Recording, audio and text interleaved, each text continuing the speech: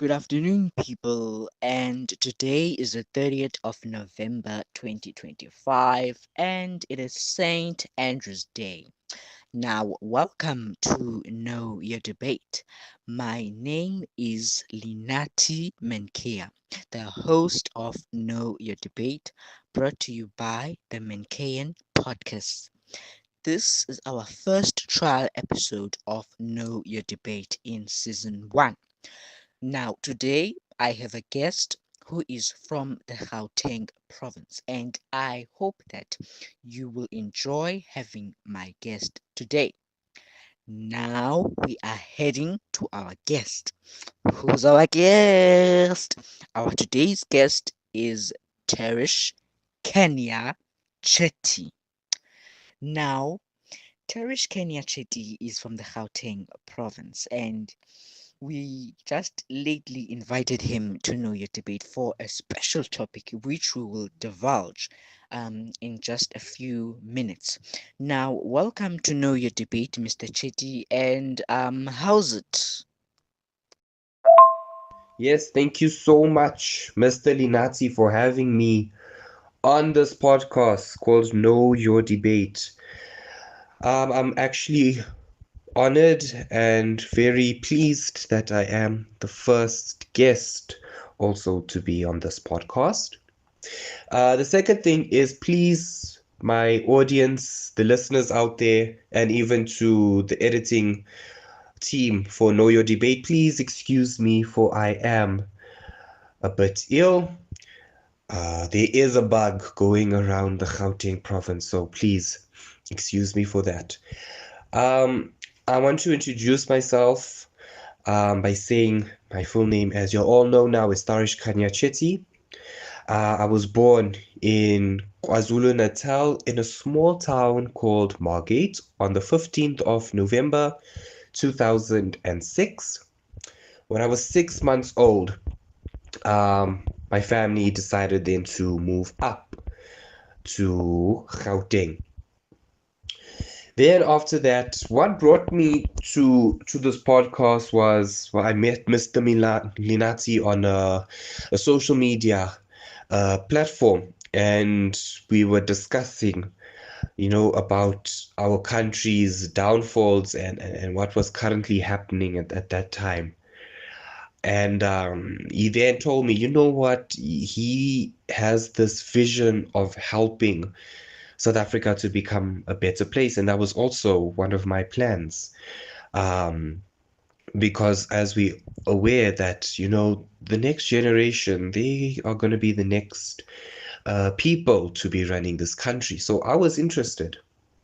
And slowly, Linati, myself, and the other members of the group discussed about, what the future plans, and what this is what we envision. And what I like about our group is all of us, we have that one mission, and that is just to make South Africa not a better place, but a better home for the people, that are living over here and are interested in moving and living in.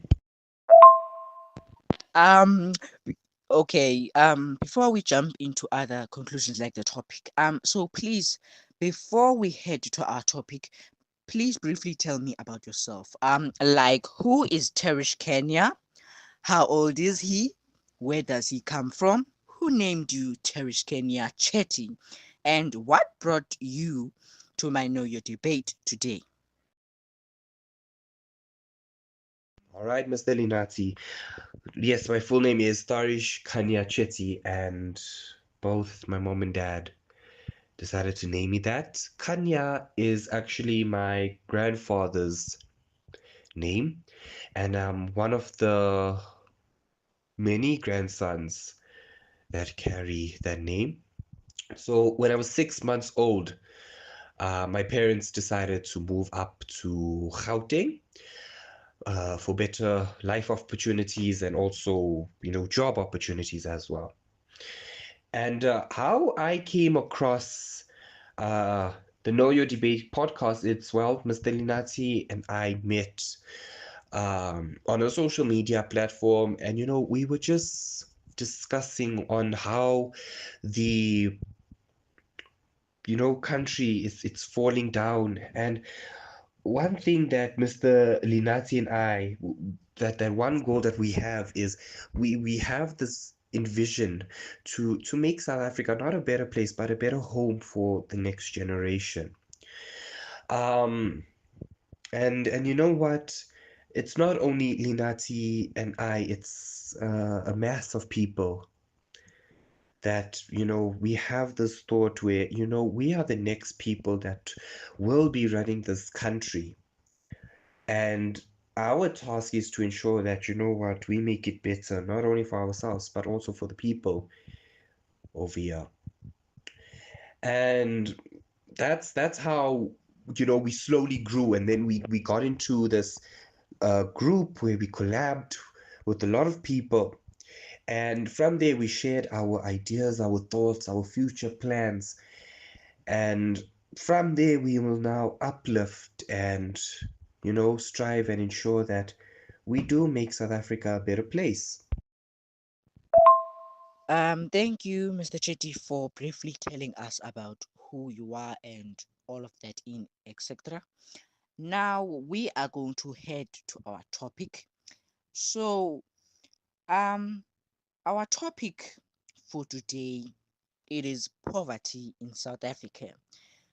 We all know that more than 100,000 people in South Africa are living in suffering and poverty. And speaking of today's topic, what are your aspects, Mr. Chidi, regarding this topic in advance? Alrighty, Mr. Linati, thank you for that question. Poverty, it's more than just, the lack of money. It's a condition that affects almost every part of a person's life. So, one major aspect of poverty is the economic hardship, where families struggle to afford the basic needs like food, housing, clothing, and healthcare. And this often leads to difficult choices, such as like skipping meals to pay rent or delaying medical care because it's too expensive. Another important aspect is it's limit access to quality education. There are multiple children that are living in poverty, and they often attend under-resourced schools or miss school due to, the family responsibilities. And this reduces their chance of building a strong academic skills, which then, affects their future opportunities. And then also the poverty also brings environmental challenges such as the unsafe living conditions, overcrowded homes, and neighborhoods with higher crime rates. So these conditions, they expose the children to constant stress and instability, which can affect their physical and emotional safety. Um, and then, like I said, the fourth aspect will then have to be the impact on health because, families in poverty may have not access to the nutrients, clean water, or even proper medical treatment. And this will now increase the risk of illnesses and chronic health problems as well. And it's not only physical, it can also have an emotional toll and mental health impact. That constant stress and that uncertainty and that social stigma, can lead to depression, anxiety, and it can also lower that self-esteem in both children and adults. So when these challenges, pile up, they can disturb normal development and make it harder to break the the cycle of poverty. Thank you very much, Mr. Chetty, for briefly telling us about this matter. And it is quite true. South Africa should be a better home because, after all, it is our land. We have to be happy in our own place. We don't have to be unhappy in a place where we will see that there is corruption, there is violence, there is GBV. All of that has to come to an end. And the unemployment crisis is also a problem in South Africa.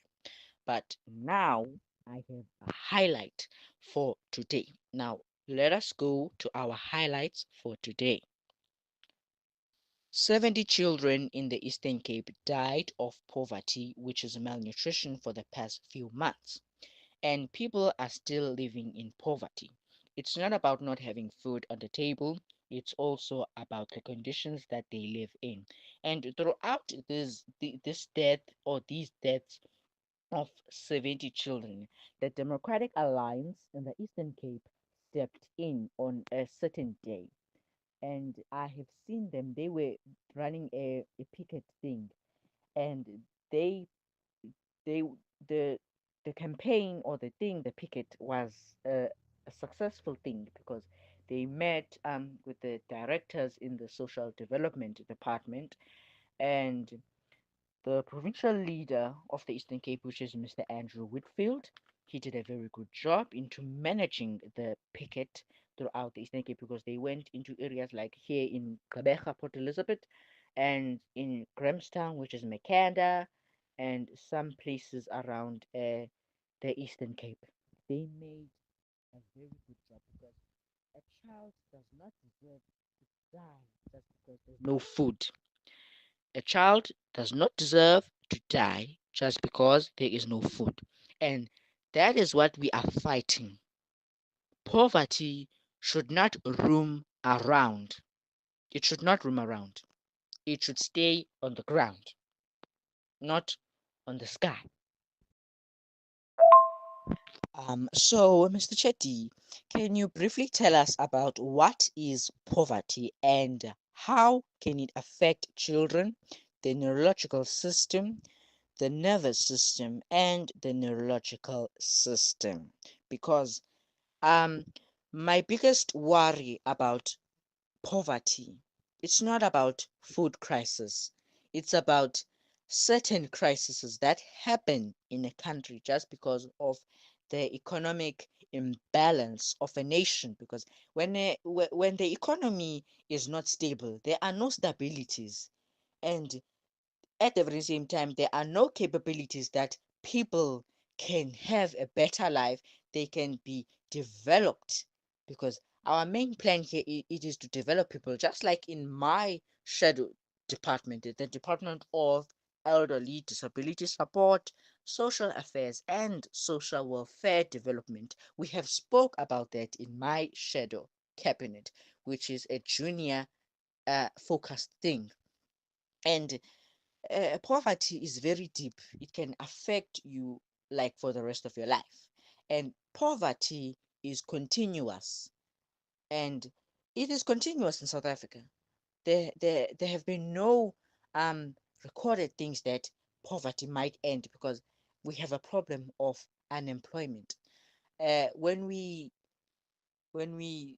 check in other countries, there are less few people who are suffering from poverty, and poverty is also a contributing factor to people that are homeless. When you are homeless, you have no roof on top of your head, and that affects most people. And my biggest worry, I'm saying again, it is children who are born under those conditions because, after all, most of the people are not born in wealth, they are born in poor. So, uh, my biggest worry is children. I have a lot of sympathy and pity for children regarding suffering and poverty. I have a lot of worry about them. Yo, I am so worried about children and this matter of poverty in South Africa.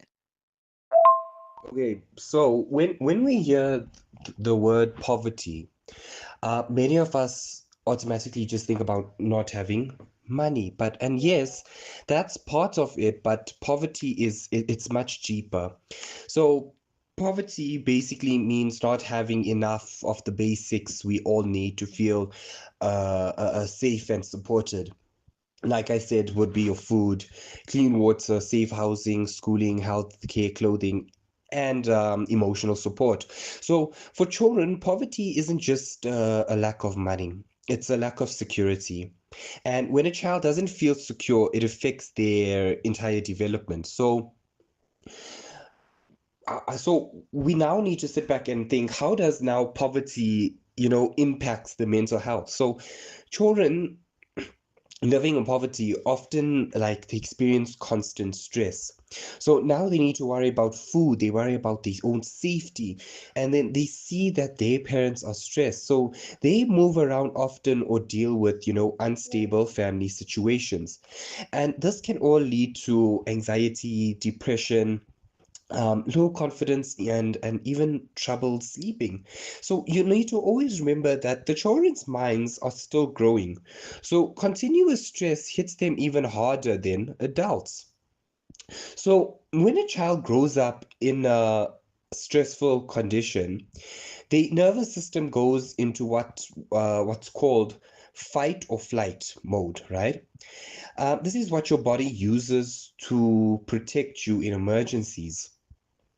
But in poverty, the system stays switched on for long periods, and this can lead to the high stress hormone levels, being easily scared or overwhelmed, even difficulty calming down, trouble sleeping, even. And then they also have physical symptoms like stomach issues or even headaches. So the nervous system isn't supposed to live in an emergency mode, especially not in the childhood stages.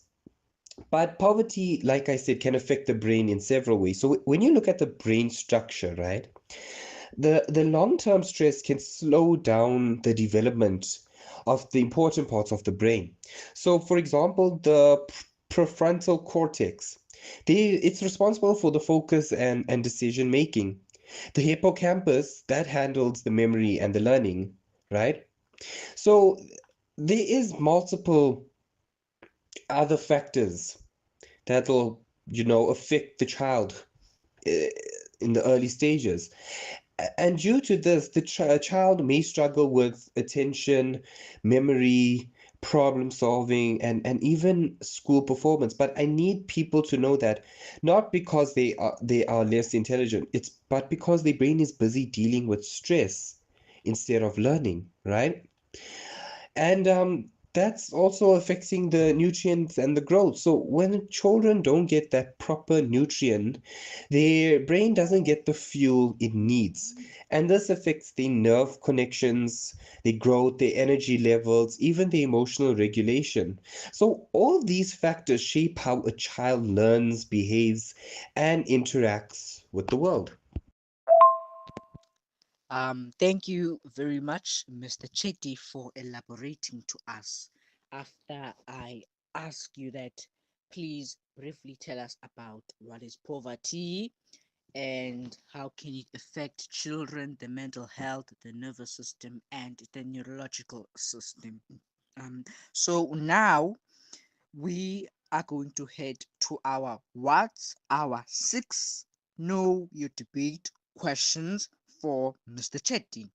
But before I go there, I'll just also put my own brief and briefly tell you that the affection or the consequences of poverty in a child, it can affect one's mental health at a most 76% chance, the nervous system and the neurological system. So it is a matter of brain function because The gastroenterological system, which is the stomach and intestines, is always waiting for nutrients. It's not about eating food, but it's about at least receiving the nutrients from the food, but they do not get these things. And this affects them because if the body cannot digest very well, and if the intestines cannot absorb the nutrients, then in the bloodstream there's nothing that is going to be passed on in the bloodstream, but only malnutrition and poverty will be passed on in the bloodstream, and the blood will be pumped by the heart, and it will be distributed to the neurological system, which is the brain. And here it comes, it affects the child. And this is why we see most of the children who are affected by poverty, they get deformities, and poverty can change one's life. It can happen in genetical things, it can affect you. Even let's say we had a child who experienced poverty for almost 11 years. Now the child has changed, there has been a progress in his developments, but it will affect it. And here comes the urological system in males. uh, uh, the poverty causes stress, depression in other ways, and um, sperm levels, in matter of urology, stress levels have been detected in sperm cells, and stress can be passed on in one another genetically because of poverty, because poverty brings trauma. It's neurological trauma and gastroenterological trauma. It affects the body. The body will feel weak without functioning very well. You might die because of poverty. And another thing, another highlight, just I have briefly came in. We have this teenager from the Western Cape, and his name is Michael Daniel Bam. He started the foundation in 2024 called the Michael Daniel Bam Foundation, and he is also trying to uplift people and elevate them throughout their poverty. And that is the thing. Those are the people that we need in our society. Teenagers. He's currently 16, running the MDB Foundation. Everything is going well. They are helping people, those we need. They help them with food. They help them with sanitary necessities, and they help them with all the best things that they would get.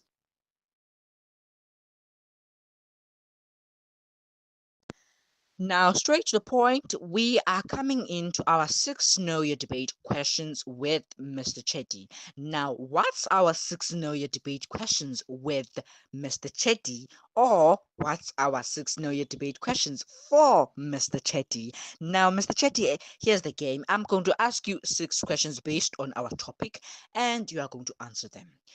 Now, question one: what is the cause of poverty in people, especially particularly in elders? What is the cause of poverty?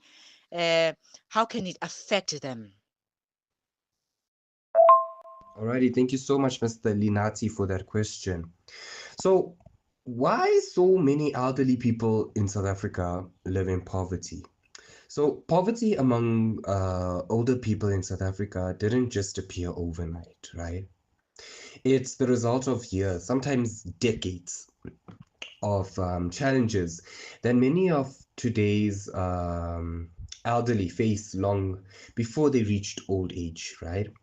So these stories are shaped by history and the struggle to survive in a system that didn't always support them.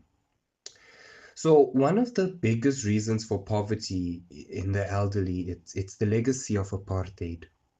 So many older South Africans, they grew up in a time where good jobs, proper education, and fair opportunities was simply not available to everyone. So because of this, they spent their working years in low-paying jobs with no pension funds, no retirement plans, and no change to save for the for the future. So another major factor is that many elderly people worked in informal jobs. So these would be like your domestic workers, your farm laborers, street vendors, or miners. So these jobs help support families, but they didn't come with medical aid or the retirement benefits. So when these individuals grew old and could no longer work, they were left with very little, you know. So a unique challenge in South Africa is that many older people became like the main providers in their households. So instead of being like, supported by the youngest or even by family members, the elderly often use their old age pension now to buy groceries, pay bills, and to maybe even raise grandchildren, right? And then, of course, health also plays, a big role. So as people get older, they need more care. They need to have frequent checkups, medications, and special diets.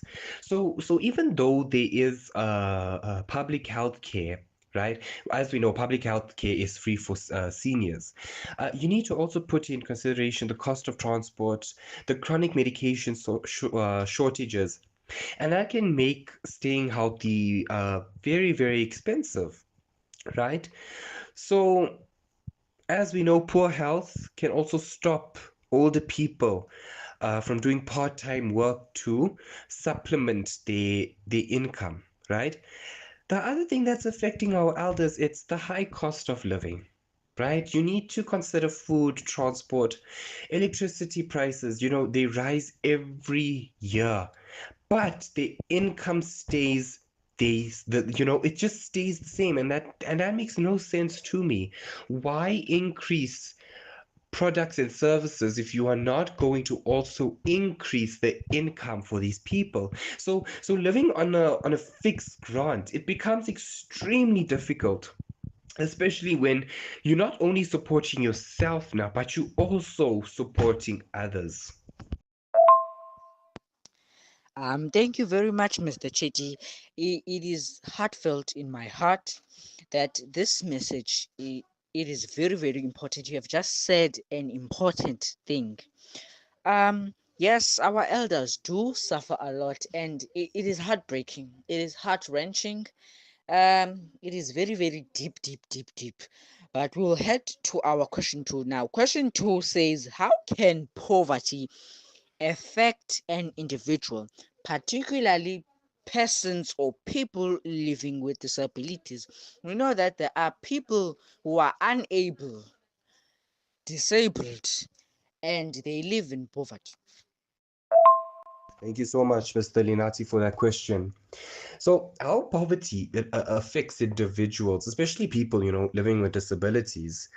Um, Poverty affects everyone differently, but for people living with disabilities, the impact is often much more, heavier and more complicated. Disability and poverty are they closely connected, so one can cause the other, and both can make life harder in ways that many people don't always see. Right. So, firstly, we know poverty makes daily survival for people with disabilities extremely challenging. So many disabled individuals, they require that special care, the special equipment, the medication, or even, support to help them live safely and independently. So, these special equipments, it includes like the wheelchairs, the hearing aids, special shoes, therapy, and even like transport to the clinics, or even a personal caregiver even. So when a person is living in poverty, these basic needs become almost impossible to afford. And as a result, the disability, it can worsen because the person is now not receiving that proper assistance they need. So, and also secondly, the poverty, like I said, it can limit access to education and now employment. You see, many people with disabilities, they cannot attend school due to the lack of transport. It's not an easy access, to the buildings even, or even like the cost of the special learning support. So without that education, the chances of finding work, it becomes very low now. So even if they are skilled, many workplaces, they do not offer disability friendly, how can I say, environments, right? So that means fewer opportunities for income. And now this keeps disabled individuals, trapped in poverty. And the other thing is poverty, right? It affects that person's mental and emotional health, especially when, they already face that discrimination or that stigma because of their disability. So it can lead to feelings, of isolation, embarrassment, stress, or even hopelessness. So many disabled people, they exclude themselves from community activities simply because they cannot afford transport or because the environment, it isn't accessible. And now this creates emotional suffering and lowers their confidence and independence. Um, we can also say another major problem is that people with disabilities, they often depend on family members for support. But if the whole household, right, is living in poverty, the family may struggle, to meet everyone's needs. Sometimes the caregivers cannot work because they must stay home and assist the disabled person. And now that increases financial strain. You know, in extreme cases, disabled individuals are neglected, not out of, you know, being cruel or anything, but because the family simply does not have the resources, to cope. But there is real life stories, many from South Africa, right, of people with disabilities who face big challenges, but went on, to build successful lives, businesses, or careers. Um, an example would be Carol van Roy, a founder of clothing brand called Red Pilot. So Carol lost both legs and much of her eyesight because of diabetes by the age of 45. And despite, that period of depression and a sense that she might never work again, she undertook a leadership with the local Society for the Blind, studying computer literacy and project management, and graduated top of her class. And then later, she used savings from a contract job to start Red Pilot, which is a clothing manufacturer specializing in plus size fashion, and her business, it gives her purpose, independence, and that chance to show others that disability doesn't mean inability. I mean, one of the other thing is Natalie Du Toit, our athletics, right? She is a swimmer from South Africa who, despite, physical disability, she reached the highest levels of international sport. I mean, she won gold medals at the 2004 Paralympic Games and competed at the 2008 Summer Olympics. Her achievements, I mean, that shows that disability isn't a barrier to physical performance, okay, or global recognition.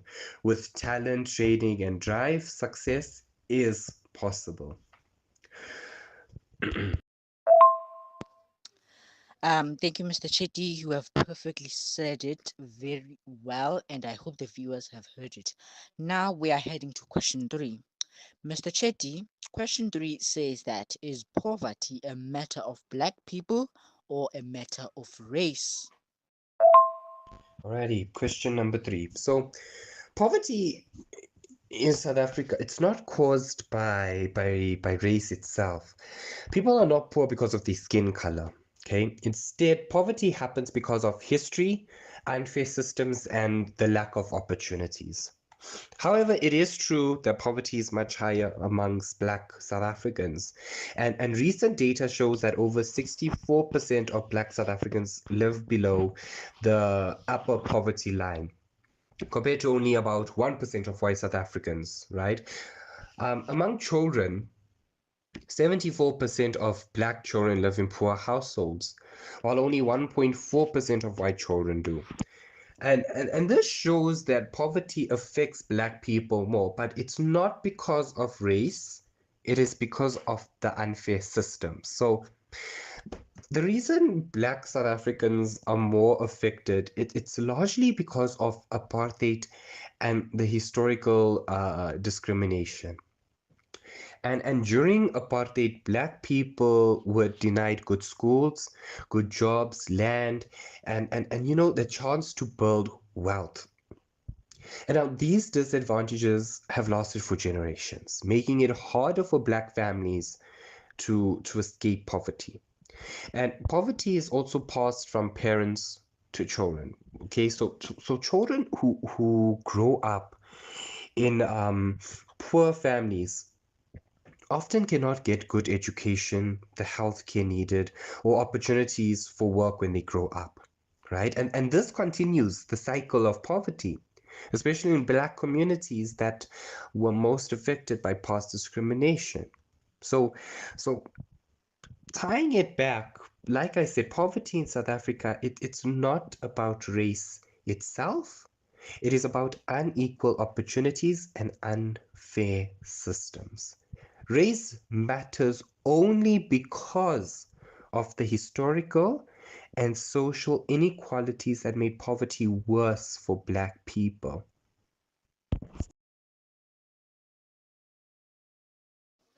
Perfectly said, Mr. Chetty. Question 4. What are the effects or consequences of poverty? The articles and reports that I used for this a question was from the UNICEF South Africa, MDPI, the World Bank. You even have the MDPI International Journal of Environmental Research and Public Health, the Times Live, and then again the World Bank. So, you know, poverty, like I said, it's more than just lacking money, okay? It touches nearly every part of a person's life. That's something that we all need to know, whether it's for health, education, opportunity, social stability, right? And like I said, it can trap the whole families, even generations in hardship. So um our first, let's say, subheading would be the health and the nutrient problems. So one of the most immediate consequences of poverty, it's the poor health, you know, especially through insufficient nutrients. So according to the 2024 report by UNICEF South Africa, 23% of South African children live in severe child food poverty, meaning they often can't get enough nutritious food. And now, malnutrition has many consequences. It's a weakened immune system, high risk of disease, and for children, impaired physical, and even development, right? So, as noted in a review article by health researchers, poverty and malnutrition are strongly linked in South Africa. So, children from poor households are more likely to be undernourished, right? And this can hinder their long-term health and growth. Okay. The other thing is the limited education and future opportunities. We all know poverty also impacts education. So, which in turn affects the future income and the opportunities, right?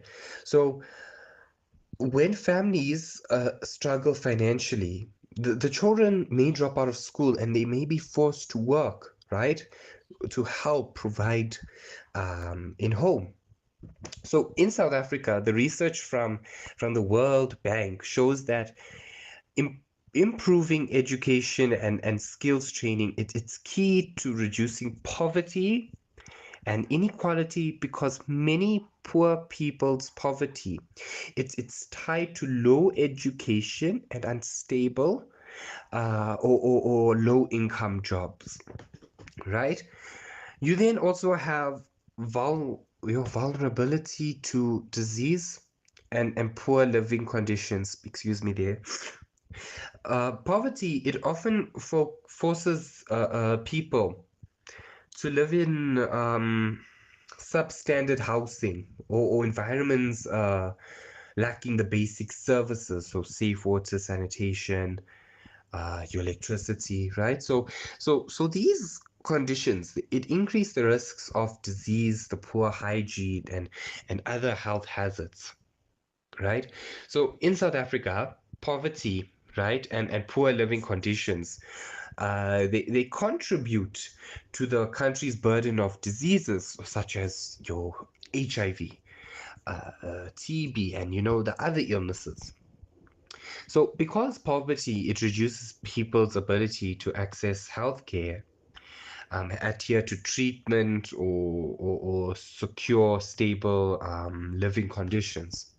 So, when households, right, must choose between feeding children or paying for transport to a clinic, the outcome is often poor health, right? Which can then reduce the ability to work, earn money, or care for the family. This feeds, a cycle where poverty and poor health reinforce each other. The other major factor is that economic instability and that low productivity. So at a border level, widespread poverty undermines, the society's economic potential. So when many people lack skills, education, or health, labor productivity, it becomes low, and then the growth, it's stunned, and then inequality, it remains. So as seen in the Southern African generally, and in South Africa especially, poverty, it limits access to productive assets, like education, skills training, land, or stable jobs, which in turn lowers income generation and economic mobility. Indeed, Mr. Chetty, you have said it very well. You have explained it according to research. And we are heading to question 5.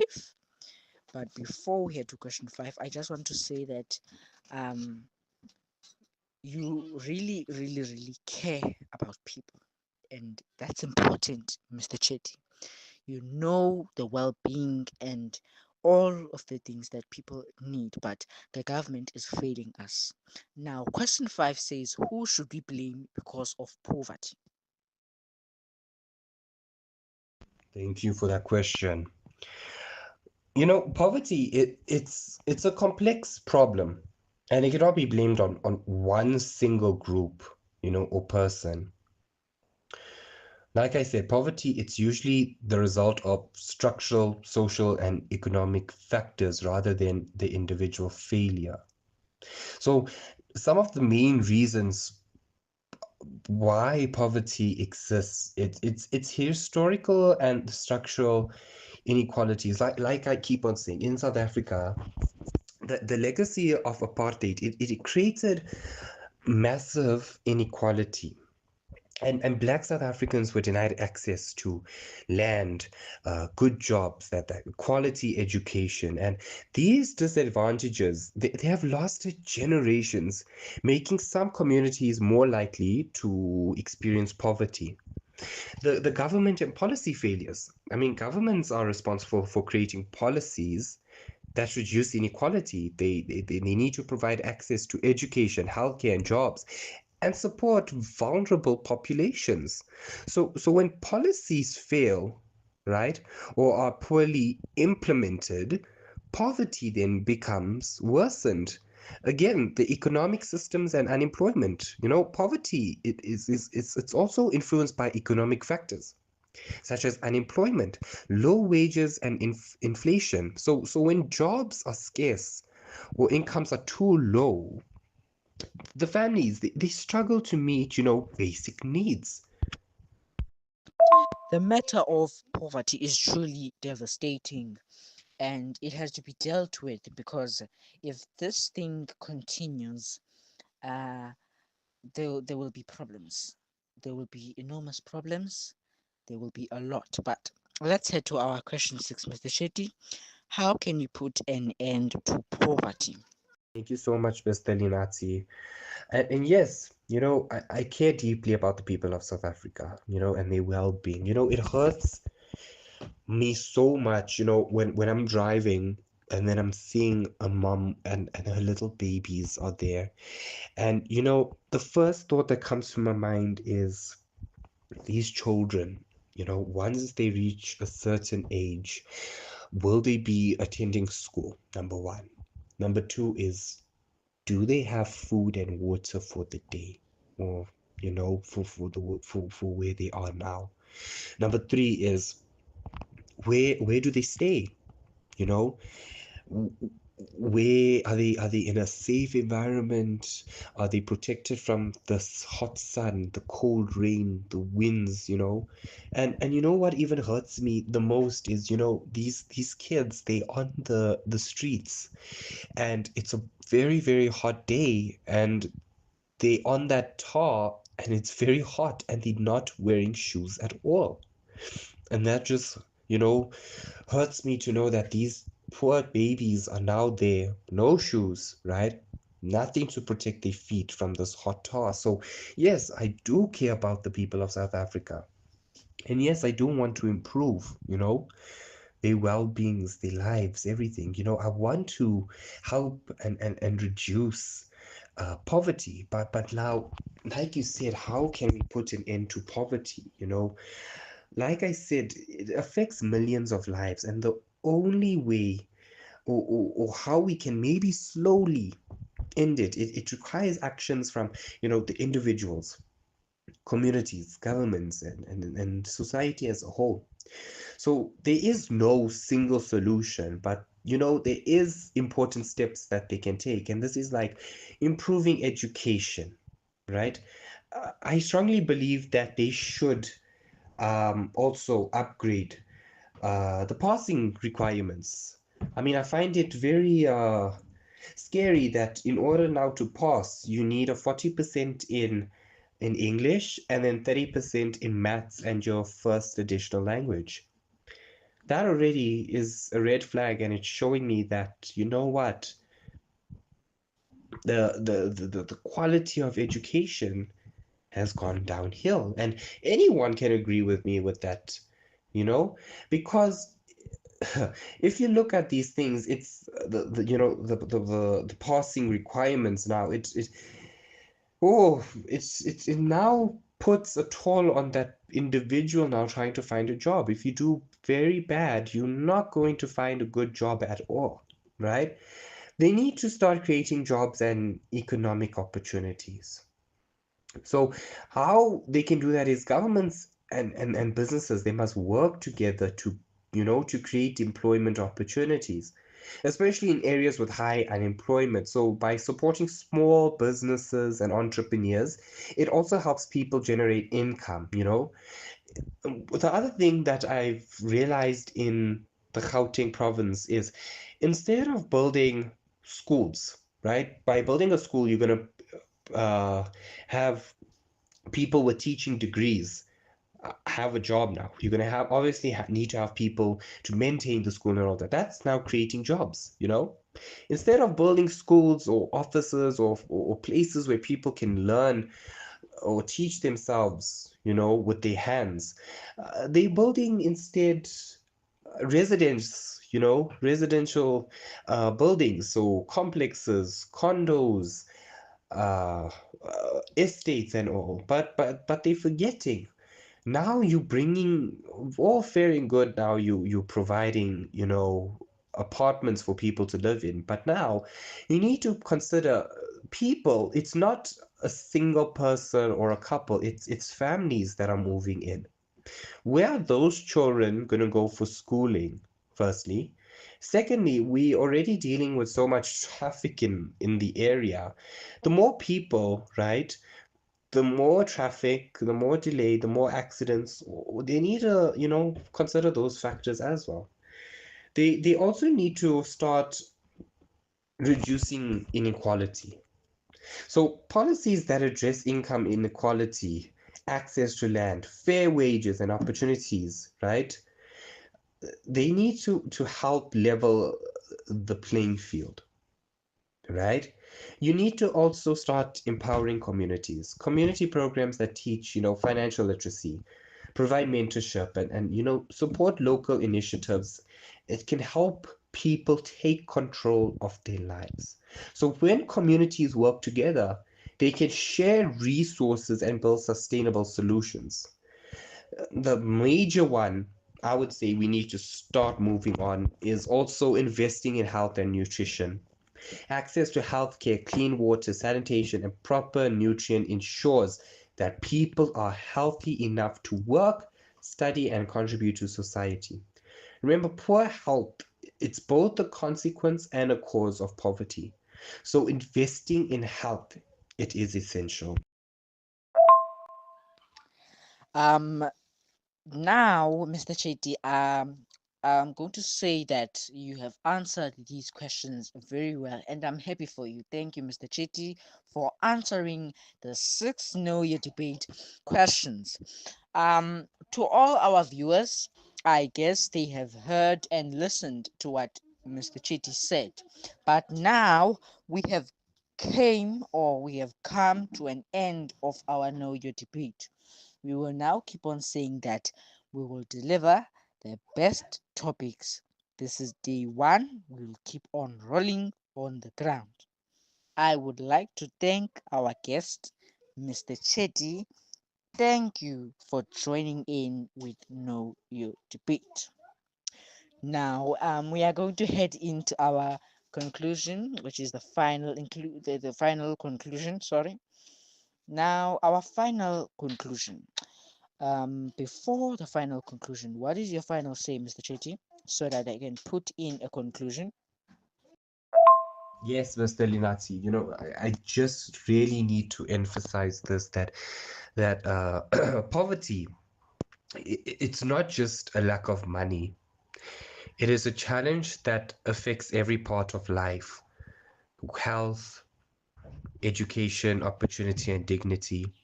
It is not caused by race, laziness, or individual failure, but by historical, social, and economic inequalities that trap people in cycles of hardship. So, ending poverty requires compassion, commitment, and action from everyone: governments, the communities, and individuals. Education, jobs, healthcare, social support, and equality are all keys to breaking the cycle. Most importantly, we must care about one another and recognize that the well being of our nation depends on lifting all people out of poverty.